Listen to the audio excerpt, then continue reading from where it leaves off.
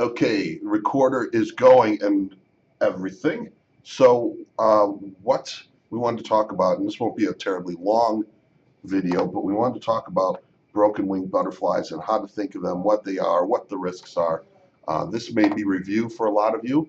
This may be brand new to a lot of you, and you just, hey, we do these broken wing butterflies in the room all the time. I don't really know what they are.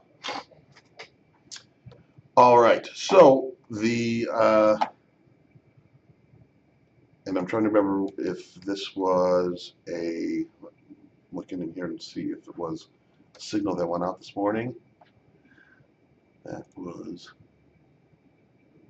it was the Twilio, 10, 15, 16.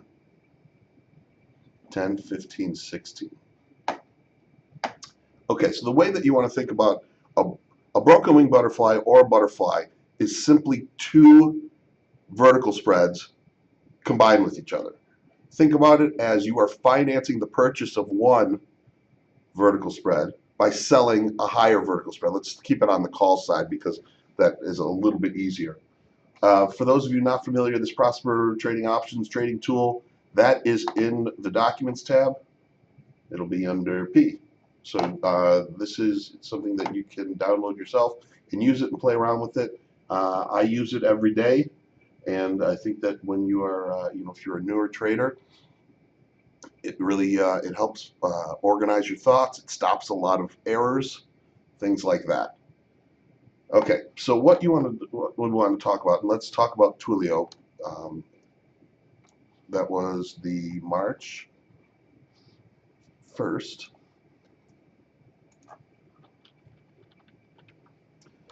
March 1st, 10, 15, 16 call spread, which is already up on the board. Perfect.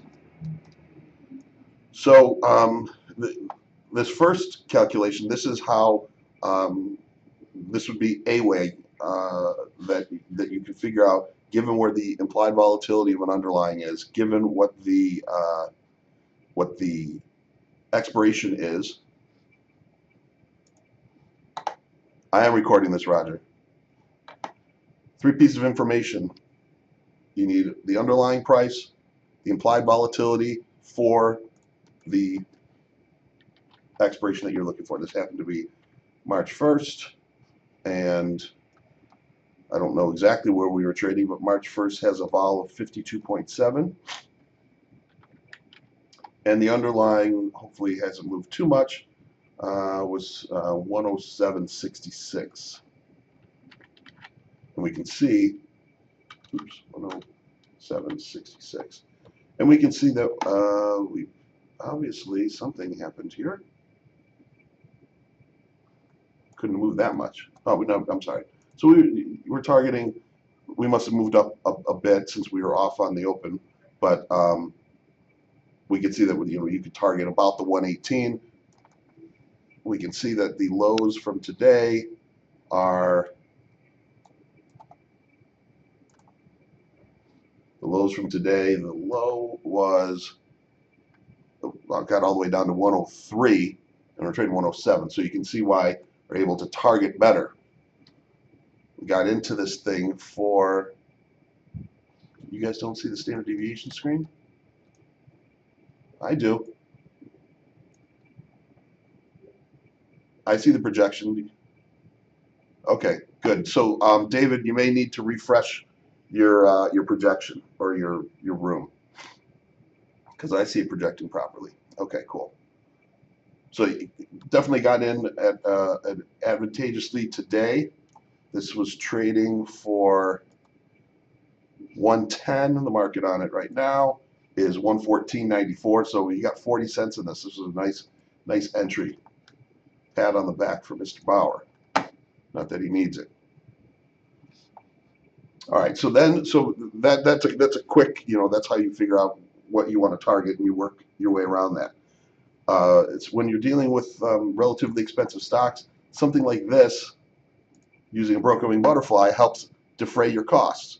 Lower cost basis means for the same amount of money, you can dedicate more contracts to that. Okay, so we have the, so think of it like this, 110 We're buying the 110, 115 call spread, and then we're going to sell the 115, 116 call spread against it. Buy one, sell one, buy one. And let's just go that you guys paid $1.10 for this. Negative sign because it's money, it's a debit, it's money out of our account. So it's a negative sign in this. If this happened to be a credit spread, you put the credit amount in the premium received portion. So if we think about it like this, we bought the 110, 115 call spread, we sold the 115, 116 call spread to lower our cost basis. Well, that's the exact same thing as saying buy the 110s once, sell 2 of the 115s, and buy 1 of the 116s. Everyone see how I simplified that? And that's what makes it the butterfly. Anybody have questions on that before I move on? I think that should be pretty self-evident. Cool. All right. What makes this a broken wing fly as opposed to just a regular fly? Well, we have a $5 wide call spread that we bought, and we sold a $1 wide call spread. So an equidistant one would be the 110, 113, 116, because then we would have $3 on the front versus $3 on the back. It's going to, a regular butterfly is going to cost less than the broken wing butterfly, but we don't run the risk of blowing through our strikes and be so right in this bullish call that this thing goes out, it expires at 120, and we end up losing money. It's hard enough. You guys know, you guys have been trading. It's hard enough to make money on any trade, but to be directionally correct and still lose money, that really gets you mad. So this stops that. It's going to cost you a bit more. Okay, so now we can look at this, and what's the best place for this to go?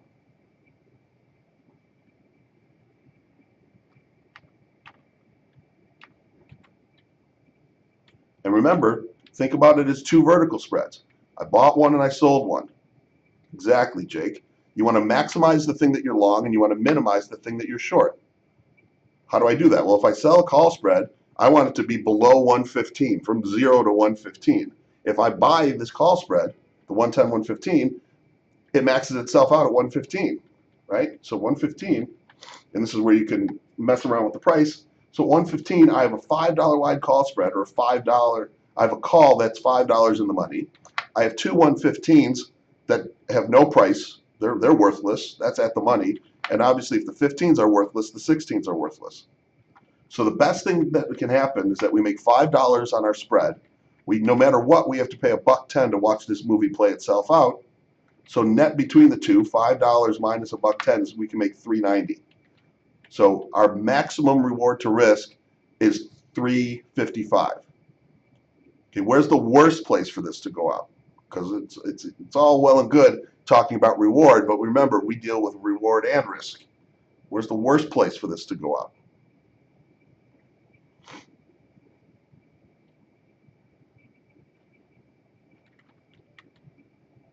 Well, exactly, 110 or lower. Because what happens? Okay, well, at 110, I have 110 call that's worthless. I have 2 15 calls that are worthless, and I have a 116 call that's worthless. I still have to pay the $1.10 no matter what. So I lose all my premium. Well, what if we go to 0? That doesn't matter. All 3 of these legs are still worthless, and I still have to pay my $1.10. So I lose my entire debit. What's the second to worst place? We found out where the best place for this to go. We found out where the worst place for this to go. What's the second worst place for this to go?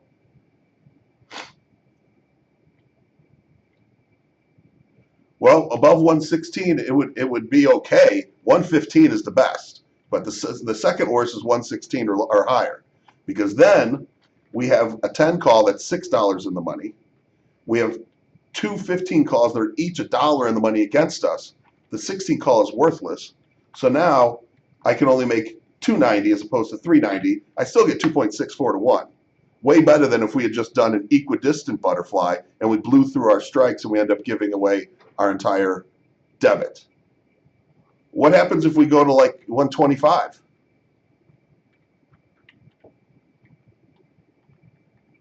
Yeah, we'll get to that, Rick. If we go to 125,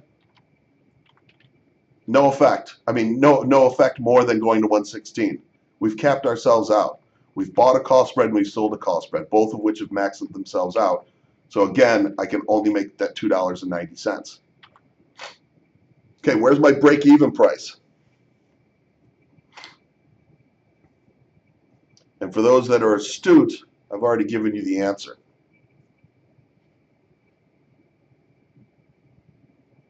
Exactly. Because if we go to 111.10, well, I have a 10 call that's $1.10 in the money. The 15s are worthless. The 16s are worthless. I still have to pay my $1.10. That's zero. So anywhere, so we start to make our debit back anywhere above 110. Our break even is at 111.10, and then we actually start to be profitable at 111.11. We make a whopping penny, because then I have a $10 call that's $1.11 in the money. I paid, these two guys are worthless. I paid $1.10. I make my penny. Yes, Eric, this is being recorded. And a put, a put broken wing fly works the same way, except you're buying a wider put spread than you're selling.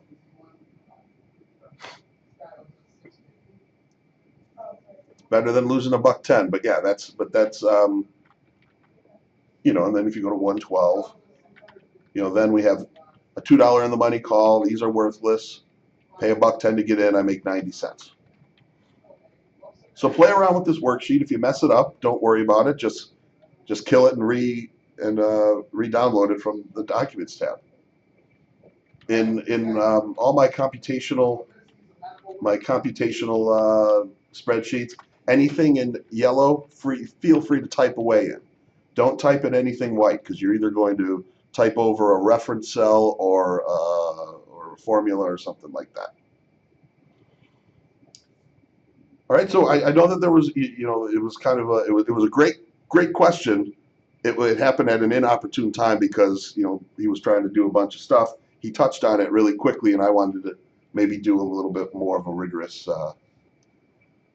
discussion on that. Any questions on that? And yes, this has been recorded. I'm going to get that link out to you as soon as we get done here. But if there's no questions, I'm going to go hop back to my other desk so I can have my head in both rooms. Any other questions come up, please let me know. Private message me if you don't want to put it out in the general chat. Documents tab is in the lower right-hand corner of your Webinato session. Looks like a manila folder. Here, I can actually give you a direct link here from the Documents tab. I can highlight it. Again, pardon me. Sorry about this cold. I'm right at the tail end of my first round of cold medication from this morning, and I just took the new one that I don't think is kicked in yet. So, and it's called Prosper Trading Options Tool. There's a direct link to it.